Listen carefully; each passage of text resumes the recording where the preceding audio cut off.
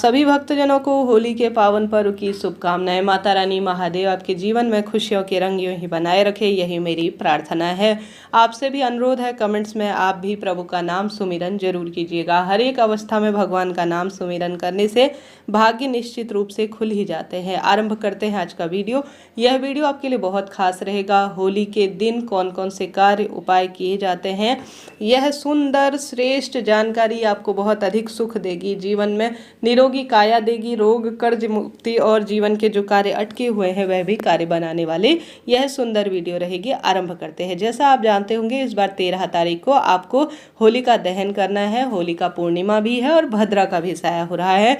भद्रा जो है सुबह से ही शुरू हो जा रही है। 13 मार्च को गुरुवार 10:35 से 11:26 तक इस बार भद्रा का साया रहेगा।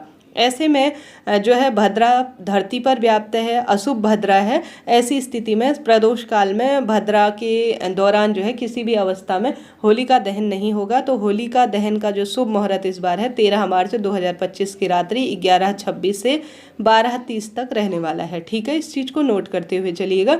14 मार्च को होली का अर्थात रंग उत्सव मनाया जाएगा। 13 तारीख को व्रत उपवास करें, भगवान जी की पूजा करें और नियमबद्ध तरीके से सारे कार्य करें। इसके साथ ही ग्रहण लग रहा है 14 तारीख को। यहाँ पर यह भी बात बता दूं कि ग्रहण का कोई भी असर नहीं है, यह भारत में लागू नहीं है, क्योंकि ग्रहण जो है 14 मार्च शुक्रवार को लग रहा है और यह चंद्र ग्रहण जो है सुबह 9:27 से 12:28 तक हो रहा है। हालांकि 8 घंटे पहले ही सूतक काल लागू हो जाता है, आप जानते होंगे। ऐसी अवस्था में बिल्कुल चिंता टेंशन ना करें, भारत में इसका कोई भी प्रभाव नहीं है। कोई भी जो है झांसे में ना आए, कोई ऐसी वैसी वीडियोस देखने की आवश्यकता नहीं है। भद्रा का साया है, पूजा पाठ संपूर्ण कार्य करें, व्रत उपवास करें, परंतु होली का दहन रात्रि को किया जाएगा। ठीक है, पूजन करें, व्रत उपवास करें, घर के मंदिर में पूजा करें, सभी नियम विधि विधान से करें।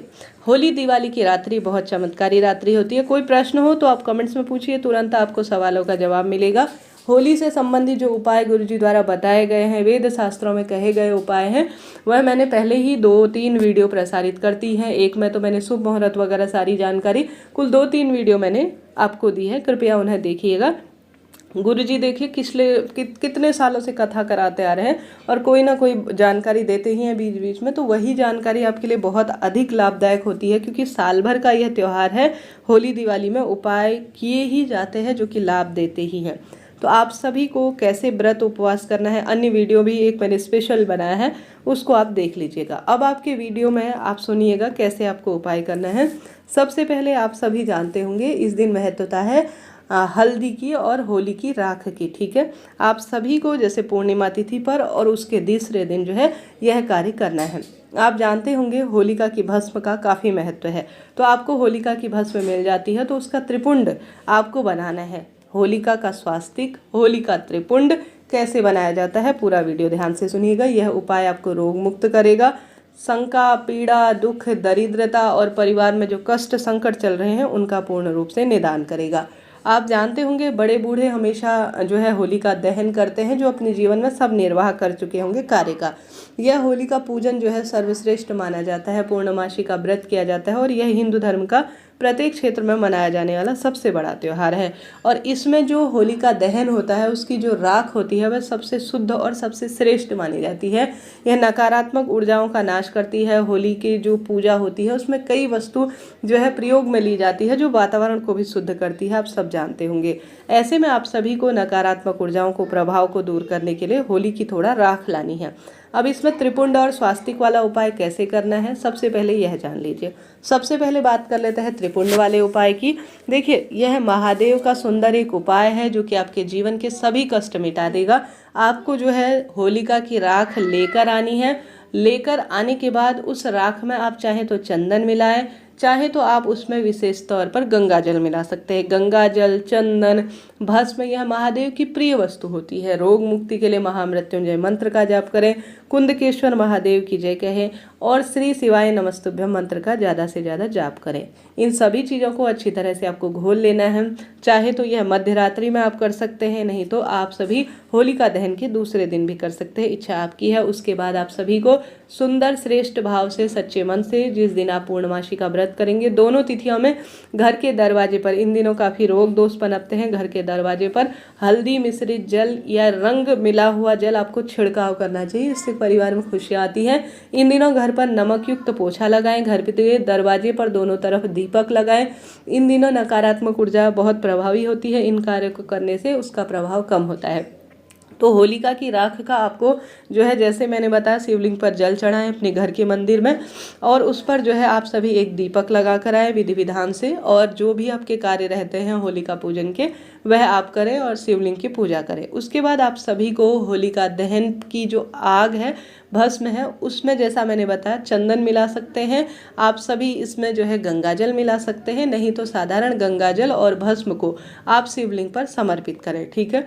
अब आप सभी साधारण सरल तरीके से ऐसा नहीं मिलाना चाहते हैं तो साधारण सरल तरीके से भी शिवलिंग पर आप भस्म समर्पित कर सकते हैं। शिवलिंग पर अच्छी तरह से भस्म समर्पित करें।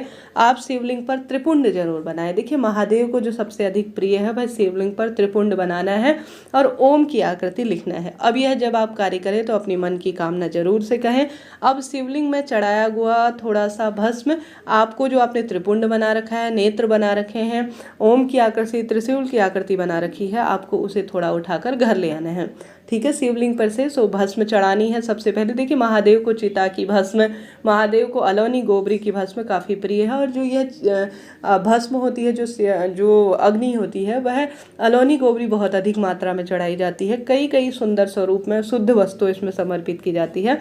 तो आप सभी को शिवलिंग पर चढ़ाकर थोड़ा इसे प्राप्त कर लेना है। प्राप्त कर अपने घर पर किसी भी घी की डब्बी में घी के साथ मिलाकर या साधारण सरल तरीके से अपने साथ रखें। थोड़ा आप भस्म जो है शिवलिंग पर चढ़ी हुई एक बूंद ग्रहण भी कर सकते हैं। इससे भी रोग दोष कष्ट संकट पीड़ा का नाश होता है। साल भर जब भी आपको लगे कि मेरे मन में डर पनप रहा है, रोग दोष पनप रहे हैं, उसी समय आप इसे थोड़ा सा जो है मस्तक पर लगाएं। जिस कार्य में जाएंगे उसमें विजय प्राप्त होगी। शिवलिंग पर जो आप यह जो भस्म है होलिका दहन की, शिवलिंग पर चढ़ाने के बाद उसे थोड़ा प्राप्त कर अपने गले में ताबीज रूप में भी पहन लेते हैं तो भी लाभ मिलता है। कई भक्तजन अपने घर के दरवाजे में या घर की तिजोरी में भी इसे रखते हैं, व्यापार स्थल पर भी रखते हैं। इसका लाभ अद्भुत रूप से देखा जाता है। तो यह कार्य करें। एक दूसरे उपाय के तहत स्वास्तिक का उपाय किया जाता है। आप जानते होंगे यह होली पूर्णिमा है, यह होली का सर्वश्रेष्ठ दूसरा दिन है। इस उपाय को करने से अद्भुत लाभ मिलता है। जीवन में नकारात्मक ऊर्जा का नाश होता है और सकारात्मकता बढ़ती है। तो आप सभी को अपने घर के दरवाजे पर शुभ तिथियों में स्वास्तिक बनाना चाहिए। अब आपको जो आप होली की राख लाए हैं उसे अपने घर में जरूर घुमाएं और घर के सभी सदस्यों को चाहे तो जो मैंने प्रथम उपाय बताया उसे करें, नहीं तो साधारण सरल तरीके से आप पूरे घर में जो है होली की राख को अर्थात भस्म को घुमाएं जरूर। साथ के साथ आप सभी को विशेष तौर पर जो मैंने दूसरा उपाय बताने जा रही हूँ वह जरूर करना है। देखिए, अन्य उपाय करें, बहुत अच्छी बात है, बहुत सुंदर स्वरूप में करें, इनका लाभ तो मिलता ही है, परंतु जब शुभ तिथियां होती हैं, श्रेष्ठ तिथियां रहती हैं, तो घर की रक्षा के लिए प्राचीनतम समय से ही हल्दी कुमकुम का स्वास्तिक बनाया जाता है। तो आपको अपने घर के दरवाजे पर सबसे पहले अपने कुलदेवी मैया का, इष्ट पितरों का ध्यान कर इस दिन पितरों की भी पूजा होती है, आप सब जानते होंगे, एक स्वास्तिक बनाना है प्रथम में। उसके बाद अपने घर की रसोई तिजोरी में भी स्वास्तिक बनाएं। साथ के साथ अपने घर के मंदिर में भी आप स्वास्तिक बनाने का प्रयत्न करें। इन 5 स्थानों पर जिसने दीपक जो है लगा दिया या इन स्थानों पर धूप दीप बत्ती दिखाकर होली दिवाली के दिन स्वास्तिक बना दिया, उसका भाग्य खुलता है, व्यापार में गति आती है, रोग दोष संकट कष्ट पीड़ा से मुक्ति मिल जाती है। तो होली पर इन कार्यों को करें।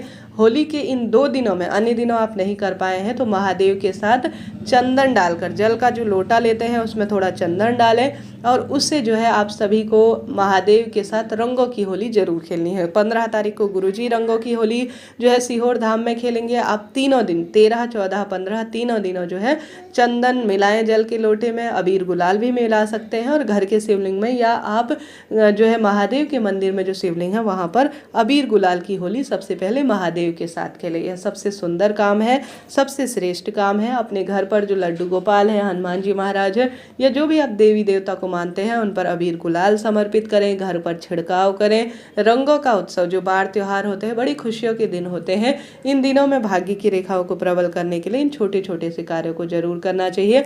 पूर्णिमा पर घर पर खीर बनाएं, गौ माता को खिलाएं, कन्या को दें। सुंदर भाव सच्चे मन से चंद्र देवता जब उदित हो तो उन्हें आप सभी अर्घ दीजिएगा और अपने व्रत को पारण कीजिएगा।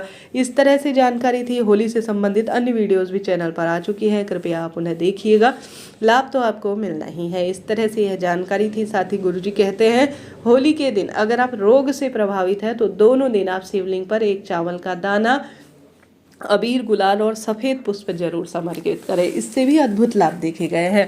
तो इन कार्यों को करें और अपने भाग्य की रेखाओं को चमकाएं।